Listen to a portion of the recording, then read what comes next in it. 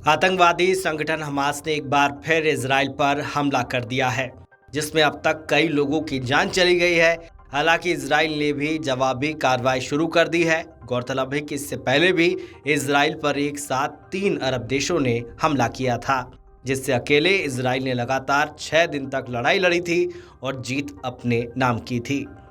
Israel और फलस्तीन समर्थक आतंकी संगठन हमास ने एक बार फिर जंग छेड़ दी है। दरअसल फलस्तीन के कथित समर्थक आतंकवादी संगठन हमास ने 7 अक्टूबर को स्थानीय समय अनुसार लगभग 6:30 पर गाजा से इजराइल पर हवाई हमले शुरू कर दिए।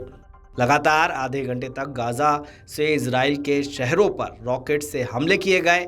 इस हमले से लगभग 250 इजरायलियों की मौत हो गई और 1500 से ज्यादा इजरायली घायल हो गए। इतना ही नहीं, हमास आतंकियों ने कई इजरायली निवासियों और सैनिकों को बंधक भी बना लिया। इसके बाद हमास के कई आतंकवादी गाजा पट्टी से इजराइल में प्रवेश कर गए और इजरायली शहरों पर कब्जा कर लिया।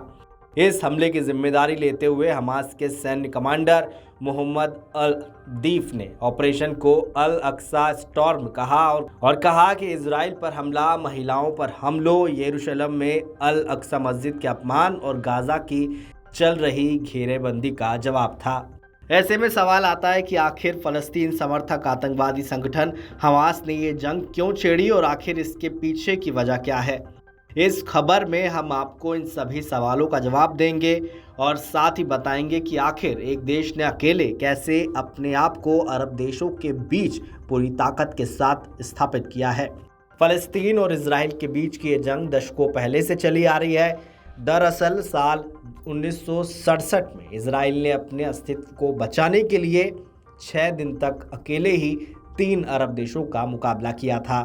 इस दौरान उसने तीनों देशों के प्रमुख क्षेत्रों पर अपना कब्जा भी कर लिया, जिसके कारण उन कब्जे वाले क्षेत्रों से फलस्तीनियों को भागना पड़ा था। इस बात से फलस्तीनी आज तक इजराइल के खिलाफ हैं और मौका मिलने पर अपने क्षेत्र को वापस पाने की कोशिश करते हैं। हालांकि ऐसे में सवाल उठता है कि क्या फलस्तीन अपने इरादों में कामयाब हो पाएगा, क्योंकि पहले भी इजराइल ने अकेले ही डटकर 3 ताकतवर देशों का सामना किया था और उन्हें धूल चटा दी थी। 1 या 2 नहीं, बल्कि इजराइल के अस्तित्व में आने के बाद अरब देश और इजराइल के बीच 4 बड़े युद्ध हुए थे। सभी अरब देशों ने इजराइल को खत्म करना चाहा, लेकिन वो इसमें सफल नहीं हो सके। 1948 में इजराइल की स्थापना को लेकर विवादों के बाद अरब देशों के गठबंधन ने यहूदी राज्य पर आक्रमण किया, जो असफल आक्रमण था। संयुक्त राष्ट्र विभाजन योजना के तहत आवंटित क्षेत्र से कहीं अधिक बड़े क्षेत्र पर इजराइल के नियंत्रण के साथ 1948 का युद्ध समाप्त हुआ था। इसके बाद सुएज संकट के नाम से जाने जाने वाला दूसरा बड़ा संघर्ष 1956 में हुआ था। उस दौरान मिस्र के राष्ट्रपति गमाल अब्देल नासर के सुएज नहर के राष्ट्रीयकरण के जवाब में इजराइल, यूनाइटेड किंगडम और फ्रांस पर हमला किया। मिस्र द्वारा नहर पर पुनः नियंत्रण हासिल करने के साथ युद्ध समाप्त हो गया, लेकिन इससे इजराइल और अरब राज्यों के बीच संबंधों में काफ़ी खटास आ गई थी। 6 दिनों तक चलने वाला ये युद्ध 3 अरब देशों और इजराइल के बीच लड़ा गया। इस युद्ध में इजराइल के खिलाफ मिस्र, सीरिया और जॉर्डन खड़ा था। इस खूनी संघर्ष ने कई लोगों की जिंदगियां छीन ली। इस युद्ध में इजराइल ने जीत हासिल करके मध्य पूर्व के नक्शे को कई हद तक बदल दिया था। 6 दिवसीय युद्ध इजराइल के लिए एक बड़ी जीत थी। इसने इजरायली क्षेत्र के आकार को 3 गुना बढ़ा दिया और मिडिल ईस्ट का नक्शा बदल दिया।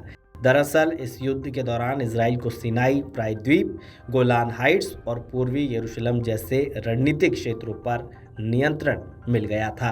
Video desk अमर-उजाला.com। अमर उजाला अब आपके टीवी पर भी। अपने स्मार्ट टीवी पर YouTube पर सर्च करें अमर उजाला, चैनल सब्सक्राइब करें और देखें ताजा खबरें, वो भी HD क्वालिटी में। और हाँ, बेल आइकन दबाना ना भूलें ताकि हर खबर हो आपके घर। अमर उजाला, निष्पक्ष, निर्भीक, निरंतर।